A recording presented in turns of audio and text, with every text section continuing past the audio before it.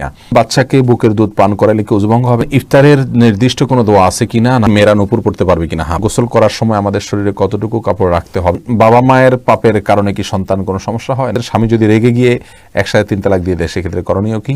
স্ত্রীর বাবার বাড়ির সম্পদ কি স্বামী পাবে?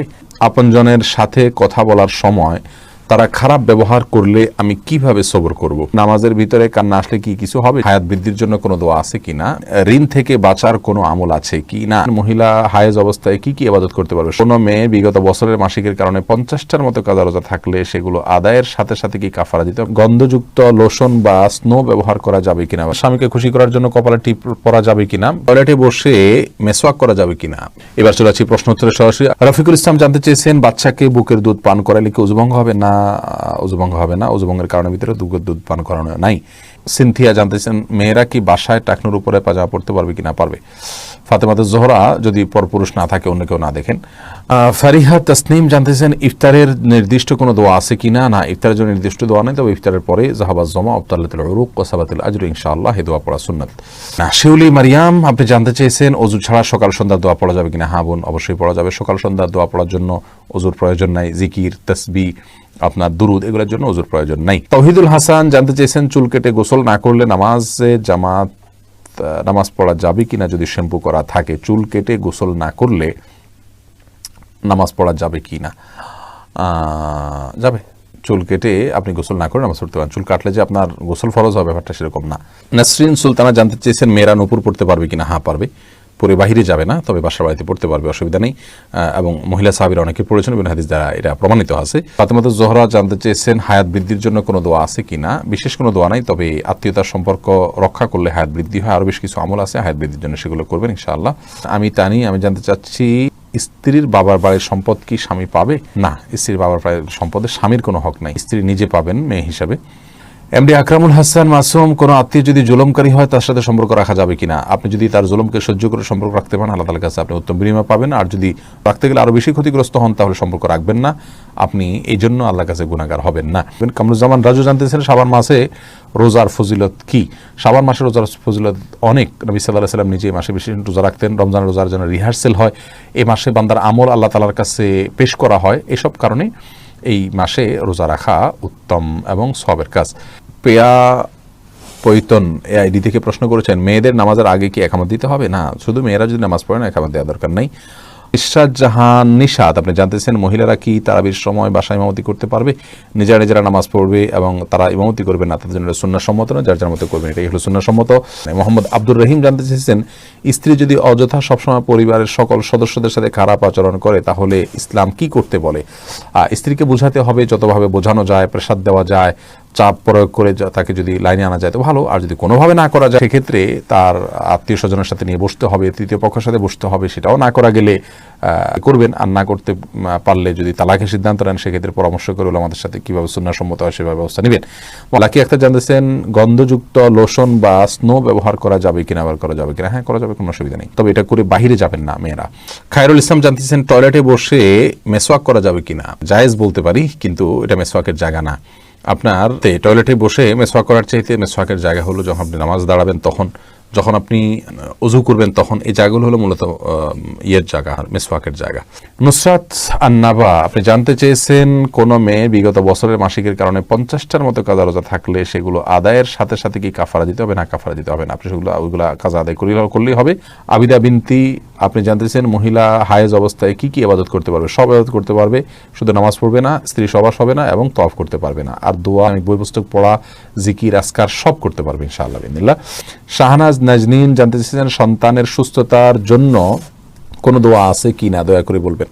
সুস্থতার জন্য, সন্তানের জন্য বিশেষ করে কোনো দোয়া নাই। আল্লাহ সুবহানাহু ওয়া তাআলার কাছে মা হিসাবে, বাবা হিসাবে সাধারণভাবে দোয়া করবেন তার সুস্থতার জন্য, আল্লাহ তাআলা কবুল করবেন ইনশাআল্লাহ। পরে ইব্রাহিম আলম মিয়া আপনি জানতে চেয়েছেন, ঋণ থেকে বাঁচার কোনো আমল আছে কি না?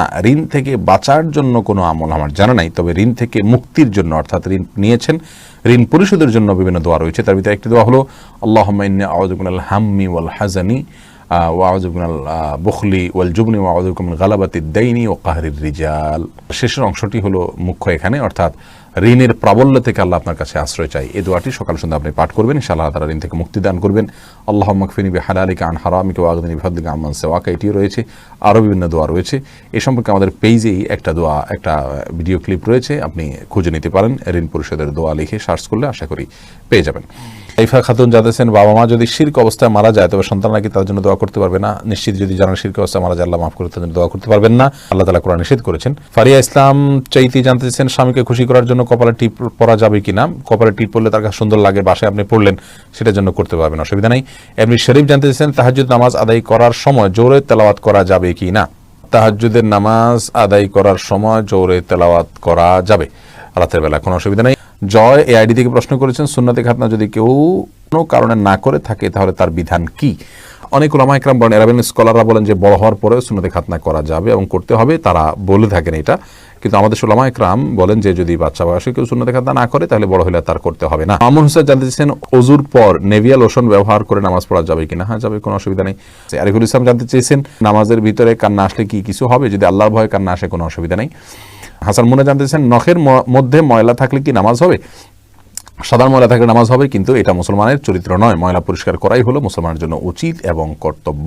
আরিফ সরকার জানতে চেয়েছেন, বাবা মায়ের পাপের কারণে কি সন্তান কোনো সমস্যা হয়? না, লা তাজিরু ওয়াজিরাতুন বিজরি উখরা, আল্লাহ বলেছেন একজনের পাপের বোঝা অন্যজন বহন করবে না, এটা আল্লাহর নিয়ম না। আরিফুল ইসলাম আপনি প্রশ্ন করেছেন, আপনজনের সাথে কথা বলার সময় তারা খারাপ ব্যবহার করলে আমি কিভাবে সবর করব? আপনি এই জন্য সবর করবেন যে আপনি তাদের খারাপ ব্যবহারের বিনিময়ে যদি আপনি তাদের সাথে খারাপ ব্যবহার না করেন, হাসি মুখে বরণ করে নেন এবং আপনি হজম করে নেন, ঢোক গিলে নিতে পারেন, তাহলে আপনাকে আল্লাহ সুবহানাহু ওয়া তাআলা আত্মীয়তার সম্পর্ক রক্ষাকারীদের কাতারে রাখবেন। আর আত্মীয়তার সম্পর্ক রক্ষা করলে আল্লাহ তাআলা হায়াত বৃদ্ধি করেন, রিজিক বৃদ্ধি করেন, যেমনটি সহিহ বুখারী হাদিসে বর্ণিত হয়েছে। আর আল্লাহর কাছ থেকে তো পুরস্কার অবশ্যই পাবেন, একটা ফরজ আপনার আদায় হবে। এক ব্যক্তি এসে বলছেন রাসূল করিম সাল্লাল্লাহু আলাইহি ওয়াসাল্লাম, ইয়া রাসূলুল্লাহ, আমি আমার আত্মীয়ের সাথে ভালো থাকতে চাই, তিনি আমার সাথে খারাপ ব্যবহার করেন। নবী আলাইহিস সালাম বলেছেন, যদি তুমি যা বলছো বাস্তব ঘটনা তাই হয়ে থাকে তাহলে সে তো তার ক্ষতি করছে এবং বড় গুনাহ করছে তোমার সাথে দুর্ব্যবহার করে আত্মীয়ের সাথে, কিন্তু তুমি যদি সবর করে তার সাথে দুর্ব্যবহার পাল্টা তুমি না করে থাকো, তাহলে মনে রাখবে এটা তোমার জন্য বিশাল বড় একটা ইবাদত, বড় একটা অর্জন হয়ে যাবে। নবী সাল্লাল্লাহু আলাইহি ওয়াসাল্লাম বলেছেন যে আত্মীয়তার সম্পর্ক রক্ষাকারী তো সে, যে ব্যক্তি তার আত্মীয় দুর্ব্যবহার করলেও সে ভালো ব্যবহার করে, আর যে ভালো ব্যবহার করলে তখন তার বিনিময়ে ভালো ব্যবহার করে, এটা তো আত্মীয়তার সম্পর্ক রক্ষাকারী নয়, এটা তো সমান করলো। ইন্নামাল ওয়াসিলু লাইসাল ওয়াসিলু বিল মুকাফি, অর্থাৎ যে সমান ভালো ব্যবহার করলো আমিও ব্যবহার করলাম, এটাকে আত্মীয়তার সম্পর্ক রক্ষাকারী বলা হলো না। অতএব আপনাকে সবর করতেই হবে আপনার আখিরাতের জন্য, আল্লাহ সন্তোষের জন্য। আল্লাহ তাআলা তৌফিক দান করুন। ফাইজুর জানতে চান, স্বামী যদি রেগে গিয়ে একসাথে 3 তালাক দিয়ে দেয় সেক্ষেত্রে করণীয় কি? স্বামীকে ধরে ভালো করে একটা মাইর দিতে হবে। একসাথে 3 তালাক যদি দেয়, এটা জঘন্য কাজ করেছে, এটা সুন্নাহ বিরোধী তালাক, আল্লাহ তাআলা মাফ করুক। এই তালাক হয়েছে কি হয়নি সেটি একটি বিরাট একাডেমিক আলোচনার বিষয়। তালাকের মাসআলা আমরা এইভাবে সংক্ষিপ্ত পরিসরে দেই না, সম্ভব হলে কোনো আলেমের সাথে সাক্ষাৎ করে তারপর নেবেন। ঈশিতা ইসলাম সাথী জানতে চেয়েছেন, গোসল করার সময় আমাদের শরীরে কতটুকু কাপড় রাখতে হবে? পুরো সম্পূর্ণ কাপড় মুক্ত অবস্থায়ও গোসল করেন এবং কেউ না দেখে হয়ে যাবে গোসল, শুধু স্বামী স্ত্রী একা থাকলে হতে পারে। আর তবে এভাবে তা করা উচিত নয়, অর্থাৎ আল্লাহর প্রতি লজ্জাবোধ থাকা উচিত। আর সেই জায়গা থেকে কিছু পোশাক হলেও শরীরে থাকা দরকার, মিনিমাম নাভি থেকে হাঁটু পর্যন্ত বা লজ্জাস্থানটুকু অন্তত ঢাকা থাকলে সেটা ভালো। MH সালিম আপনি জানতে চেয়েছেন, নারী কি বাহিরে গিয়ে দাওয়াতি কাজ করতে পারবে? বাহিরে বলতে বাসার ধারে কাছে আশেপাশে যেতে পারে অভিভাবকদের অনুমতি সাপেক্ষে। সেখানে গিয়ে তিনি যদি পরিপূর্ণভাবে পর্দার সাথে যান, সেখানে যে দাওয়াতি কাজ করতে গিয়ে পর্দাহীনতার মুখোমুখি না হন, ফিতনার মুখোমুখি না হন, এই বিষয়গুলো নিশ্চিত থাকে, তাহলে সেক্ষেত্রে এইটুকু দূরত্বে গিয়ে দাওয়াতি কাজ করতে পারবেন। তবে এর বেশি যদি অনেক দূরে তিনি যান, যেটা সফরের দূরত্ব, তাহলে সেক্ষেত্রে সেটা তার জন্য জায়েজ হবে না মাহরাম ছাড়া। এরপরে ভালো মেয়ে আইডি থেকে প্রশ্ন করেছেন, ওযুর সময় ঘাড় মাসা করা নাকি বিদআত, কথাটা কি সঠিক কিনা? হ্যাঁ, ঘাড় মাসা করা বিষয়টা আসলে প্রমাণিত না, অনেক উলামা সুন্নাত বলেছেন, কিন্তু এটা আসলে বিশুদ্ধ তার মানদণ্ডে উত্তীর্ণ নয়।